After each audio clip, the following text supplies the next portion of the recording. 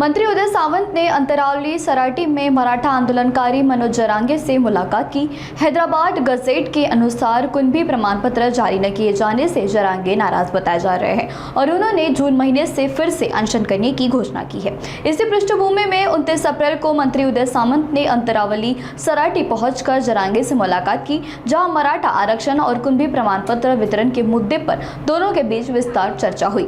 उदय सामंत ने मीडिया से बातचीत में बताया कि इस विषय पर 30 अप्रैल यानी ही कल होने वाली कैबिनेट बैठक में भी चर्चा की जाएगी। पूर्वीच इशारा दिला होता की जर मागण्या मान्य नाही झाल्या, सर्टिफिकेट इश्यू जर झाले नाही तर जूनमध्ये उपोषणाला बसण्याची एक मी आत्ता स्वतः दादांनी सांगितल्यानंतर 2 दाखल्यांसाठी स्वतः फोन केले होते। त्याच्यामुळं असं आडमुठे धोरण कोण अधिकारी जर घेत असतील त्यांना देखील आम्ही व्यवस्थितरित्या समज देऊ, परंतु ज्या काही नियमातल्या गोष्टी आहेत ज्या दादांच्या माध्यमातून झालेल्या आहेत आणि सरकारनं केलेल्या आहेत त्याची अंमलबजावणी व्हावी ही आमची सगळ्यांची इच्छा आहे आणि त्याच्यावरच चर्चा झाली।